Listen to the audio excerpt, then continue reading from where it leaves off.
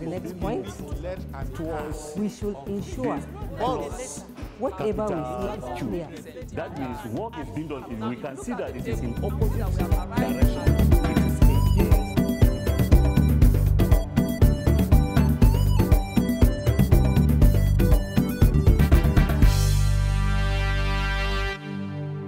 You're welcome, viewers, to this segment of the Kaduna State Ministry of Education e-learning program.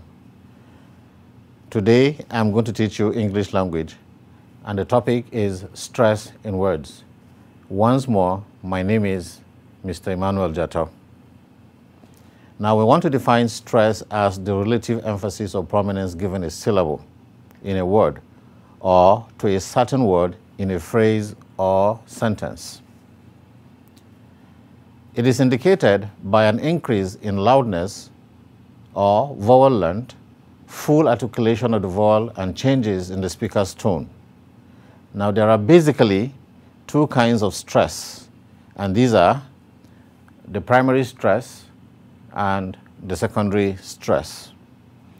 Now, before we go on, we will have to define what the primary stress is. The primary stress, you can see it indicated on the board by the stroke at the top. We define it as the strongest emphasis or prominence in a word of more than two or more syllables. It is marked by placing the vertical line behind and on top of the syllable, behind and on top of the syllable with the greatest emphasis. For instance, in the word intention, you find the vertical line behind the syllable 10, meaning that the place with the greatest emphasis or prominence is the syllable 10. So this word is intention, intention. Number two, fantastic, fantastic. The stroke again is on the second syllable, tas. Number three, photo, photo. Now, photo varies from all the other words there because it alone has two syllables. And because photo is a noun, the stress is on the first syllable. That is why the stroke, indicating the greater emphasis, is placed on the first syllable. That is behind the first syllable, fo. The last one, geographic, geographic. Now, this one has three syllables as well. And the place with the greater emphasis is on gra. That is why the stroke is placed on gra. Now, each of the words above has three syllables except the third one, photo, which has two. When we break the word fantastic into its various syllables, we have three syllables, fan, tas, tick. The primary stress is placed behind and on top of the syllable tas, as it is the syllable with the greatest emphasis or prominence thus. You can see the example there.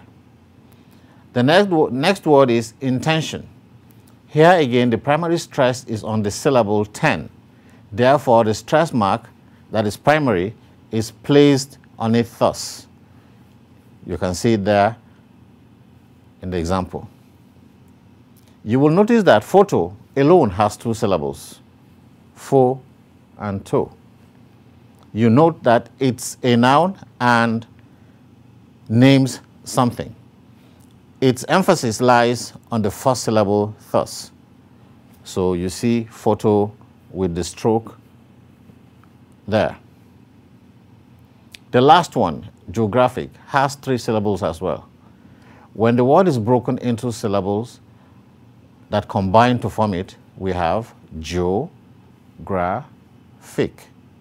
And because the emphasis is on the second syllable, it is stressed as follows. You can see it there, geographic. The primary stress is used in the four examples above to show you what the primary stress is. You see it when searching for words in dictionaries, but can't say what it is. But now you do know that when you see the stroke on top, it means it is the place with the greater emphasis when you're producing the word, whatever word it is.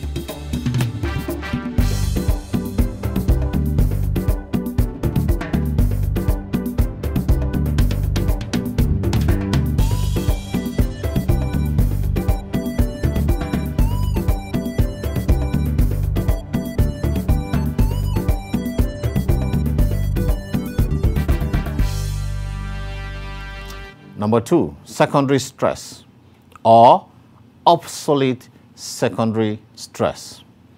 It is the emphasis on a syllable of a word weaker than the primary stress but stronger than adjoining syllables. It is marked by a short vertical line behind the syllable but at its foot. So it is no longer at the top. As you can see from there, you can see the stroke is at the bottom, not the top this time. So the foot. Here are some examples. I have 2 examples here. One, a word with the primary stress beginning. You can see the stroke below. So we say pronunciation. Pronunciation. So pro. None is carrying the secondary stress, while A is carrying the primary stress. While with the second example, we have a compound word, vacuum cleaner. Vacuum cleaner. Vacuum cleaner. So the primary stress is on vacuum, while the secondary stress is on cleaner. Now, in some books, the primary stress is indicated by this mark. You can see it there. And the secondary stress is indicated by the one you see below, both of which are placed on the syllable marked as strong or weak. These days, however, and in examinations set by different exam bodies, capital letters are used to mark stressed syllables in words and in sentences. For instance, now if we take the word extermination, and break that up into syllables that combine to form it, we get the following: ex, ta, mi, nei, and shin. So it has 5 syllables. Now, in these exams, to find the primary stress in the above word, the student's duty is to select among the following options. A, you find the first syllable is stressed, ex.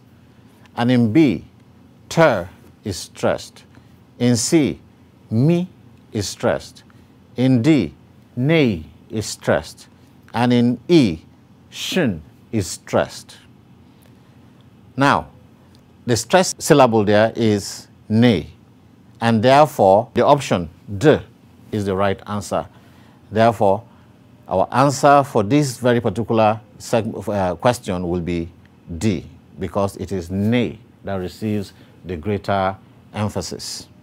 Now, for instance, students should know that the stress pattern of a word depends on the number of syllables the word has. If a word has just 1 syllable, it means that the stress is on that syllable, and more often it is left unmarked. You don't need to mark it since it is just 1 syllable, and therefore you know it carries the stress. You take these words, for example, chair, just 1 syllable. Car, just 1 syllable. Sport, just 1 syllable. Shirt, just 1 syllable. Rich, just 1 syllable. Blonde, just 1 syllable. Bold, just 1 syllable. And because all these are just a single syllable, they received emphatic stress, but we don't need to indicate. Now, these words have just 1 syllable, and as such, their stress will be on that syllable. But because there is no other syllable following them, there is no need to have them marked.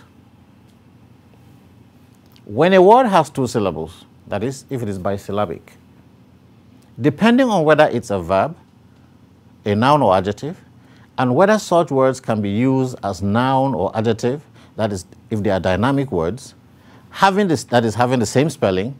Nouns and adjectives are stressed on the first syllable, while verbs are stressed on the second syllable. Take the examples of the following dynamic words. You have, on the one hand, noun and adjective. On the other side, we have verbs. When you say export, export, export, that's a noun. When you say export, export, that's a verb. When you say import, import, that's a noun. When you say import, import, that's a verb. When you say digest, digest, that's a noun. When you say digest, digest, that's a verb.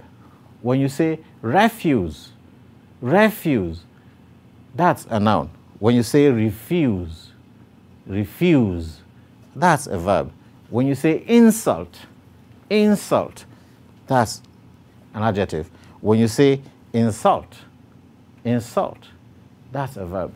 When you say rebel, rebel, that's a noun. When you say rebel, rebel, that's a verb. Now, the stress in the above words vary such that nouns and adjectives are stressed on the first syllable, while verbs are stressed on the second, as indicated by the capital letters on the first syllable for nouns and adjectives, and on the second syllable for verbs. Now, this is for words that are dynamic in nature, that is, having the same spelling but produced differently. Now, before we end this lesson, we'll have to recap for the benefit of those of you who are listening via radio.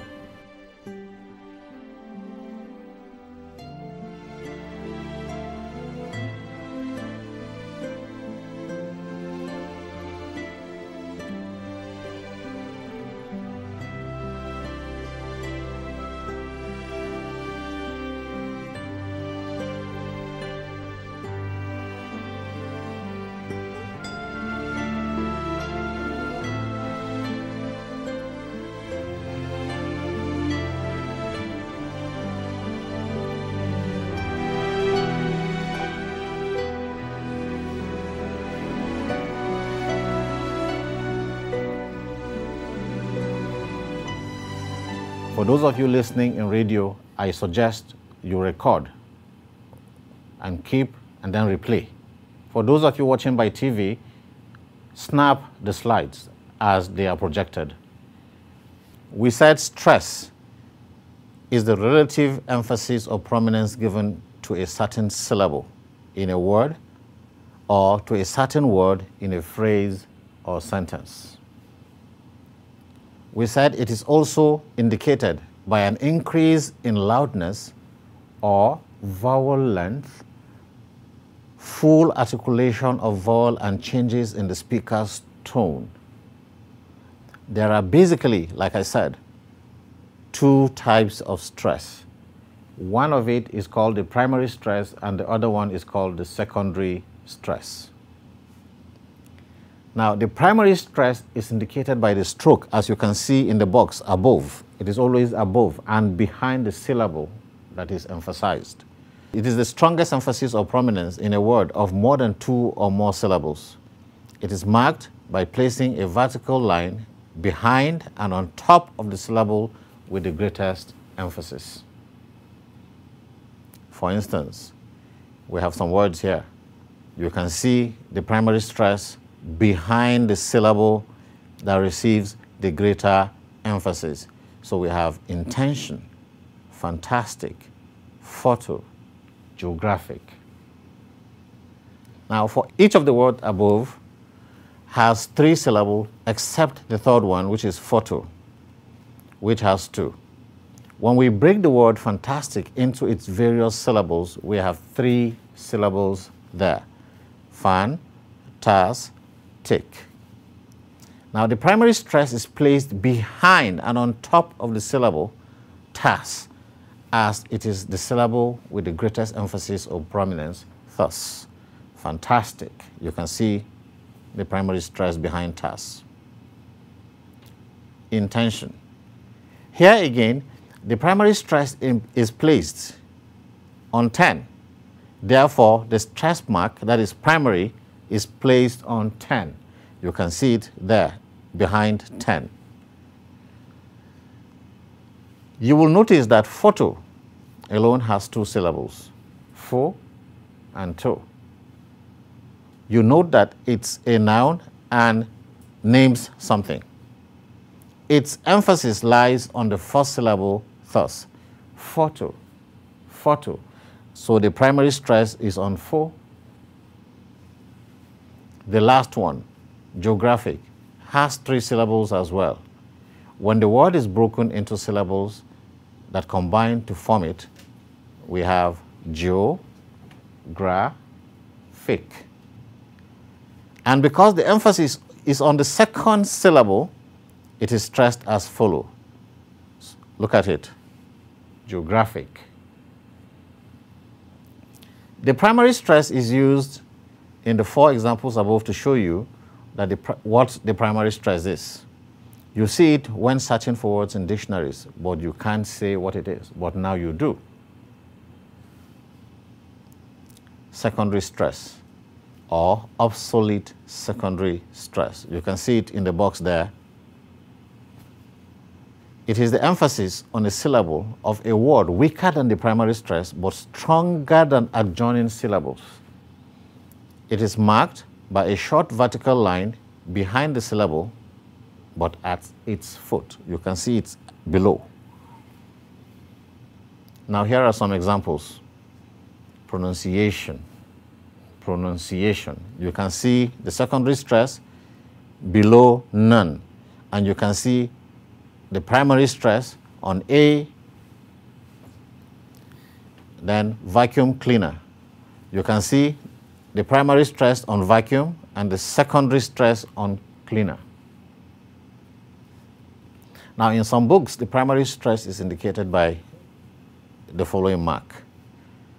You can see that one there, and the secondary stress is indicated by the other, both of which are placed on syllables marked as strong or weak. These days, however, and in examination sets by maybe WAEC, NECO, NAPTEC, whatever, the primary stress is indicated by capitalization. Capitalization. Now, if we take the word extermination, for instance, it has 5 syllables. Look at them. X, 1, ter, 2, me, 3, ne, 4, shin, 5. Now, in these exams, to find the primary stress in the word extermination, the options will be given to you, maybe A to E. You'll find that in A, X is emphasized. In B, ter is emphasized. In C, me is emphasized. In D, ne is emphasized. And in E, shin is emphasized. Now, one of the secrets that we have to unlock this kind of questions is that any word that ends with ION, you stress it on the second to the last syllable. Any word that ends with ION, you stress it on the second to the last syllable. And therefore, if we are stressing a syllable in the word extermination, the second to the last syllable is ne, and therefore D is our answer. Students should know that the stress pattern of a word depends on the number of syllables the word has. If the word has just 1 syllable, it means that the stress is on that syllable, and more often it is left unmarked because we know it is just 1 syllable, and what is the point? Stressing it, marking it. So we leave it unmarked because the syllable is already there. Now take these words, for example. Chair. It is made up of just 1 syllable. Car is also just 1 syllable. Sport is also just 1 syllable. Shirt is a syllable. Rich is also a syllable. Blonde is just one syllable. Bold is just a syllable. Now, because these words have just one syllable, there is no point marking them because they are already marked. These words have just one syllable, and as such, their stress will be on that syllable. But because there is no other syllable following them, there is no need to have them marked, like I have said. But when a word has two syllables, if it is bisyllabic, if it is dynamic, depending on whether the same word has the same spelling for verbs, nouns, and adjectives, that is to say, it is dynamic, then in that case, since both spelling for nouns and verbs is the same, the difference will lie in the fact that nouns and adjectives will be stressed on the first syllable while the verbs will be stressed on the second syllable. They both have the same spelling, but they will be produced differently because the place that is stressed for nouns and adjectives is going to be on the first syllable, while for verbs it is going to be on the second syllable. Now let's take the following words for example. It would be erroneous for a teacher to come into the class and just write the word export and ask you to produce it without indicating whether for verb or noun. It will also be erroneous for the teacher to come and say, define this word, and just write it on the board without indicating whether for verb or noun, because both have the same spelling and are produced differently. As such, noun and adjective. Export, verb, export. Noun. Import, verb, import. Noun. Digest, verb, digest. Noun. Refuse, verb, refuse. Now, adjective. Insult, verb, insult. Noun. Rebel, verb, rebel. So the stress in the above words varies such that nouns and adjectives are stressed on the first syllable while verbs are stressed on the second syllable, as it is indicated by the capital letters placed on such words. For nouns and adjectives, we have it on the first syllable, and for verbs on the second syllable. Assignment. Number 1, what is stress? Number 2, how many kinds of stress do we have? How many kinds of stress do we have? Number 3, where does the stress of a word with just one syllable lie? Where does the stress of the word with just one syllable lie? Number 4, what is the sign used to show or indicate primary and secondary stress in dictionaries? What is the sign used to show or indicate primary and secondary stress in dictionaries? Number 5, show how the following words can be used both as nouns and as verbs by stressing them appropriately. Show how the following words can be used both as nouns and as verbs by stressing them appropriately. We have export, we have import, we have import, we have refuse, we have rebel, we have digest, and we have insult. Thank you very much. I remain Mr. Emmanuel Jato, and my number is 090-1996-8787 or 080-5731-3044. Stay safe and keep learning. Thank you very much.